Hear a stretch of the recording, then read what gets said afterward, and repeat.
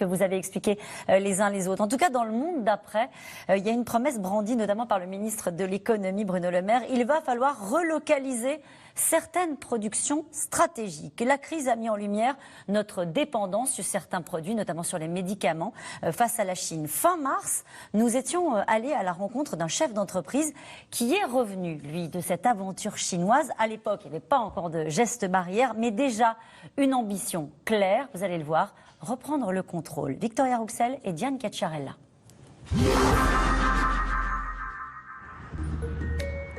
C'est dans ce petit coin de Normandie, à près de 10 000 km de Shenzhen, que l'entreprise Lucibel a choisi il y a 6 ans de relocaliser sa production d'éclairage LED. Donc là on arrive dans le bureau de la recherche et développement. Comment ça va ?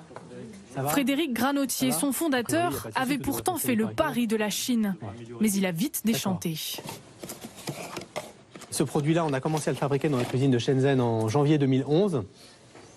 Et en juin 2011, notre directrice d'usine, qui était chinoise, a démissionné de l'entreprise. On se demandait pourquoi, mais ça nous semblait finalement normal, ou possible en tout cas. Et on s'est rendu compte simplement 2 mois après qu'elle avait créé une entreprise concurrente, avec une usine concurrente, pour fabriquer nos produits sous sa marque, en prenant toutes nos fiches techniques, tout notre savoir-faire. On a pris contact tout de suite avec des avocats chinois qui nous ont expliqué que malheureusement, en Chine, une entreprise occidentale n'a aucune chance de gagner en justice contre des Chinois.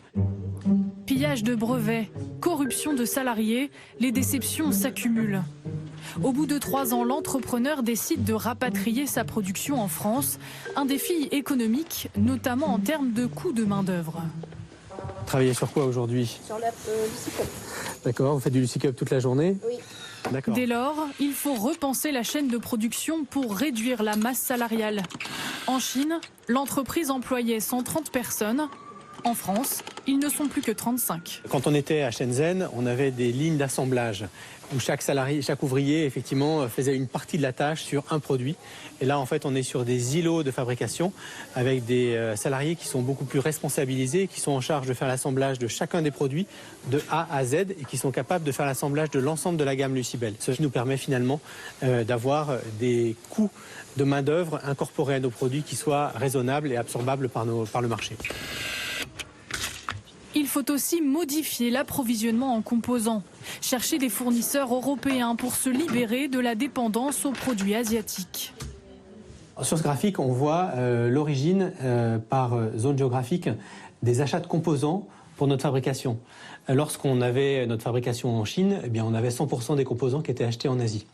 Aujourd'hui, avec une fabrication en France, on a 75% de nos composants qui sont achetés en Europe et on a encore 25% achetés en Asie parce qu'il n'y a pas de fabrication de puces électroniques LED en Europe et donc on est obligé d'acheter certains composants encore en Asie. Objectif d'ici 2021, assurer 90% de la production dans l'Hexagone. Du Made in France donc, avec des prix plus élevés. Mais le pari est gagnant. L'entreprise affiche une croissance à 2 chiffres et les clients sont au rendez-vous. Je vois Valence, je vois Rodez, je vois Paris. 80% du chiffre d'affaires est réalisé en France. Assurer une production locale, c'est donc avéré plus rentable, notamment pour le service après-vente. La relocalisation en France nous a permis une économie très significative sur les coûts de transport à nos clients et les frais d'acheminement d'une façon générale. C'était clairement un non-sens écologique et économique de faire venir nos luminaires depuis la Chine pour des livraisons partout dans le monde et en particulier en Europe.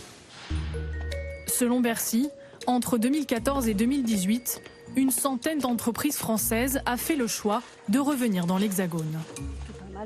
Alors Philippe de Sertine, est-ce que ce scénario de relocalisation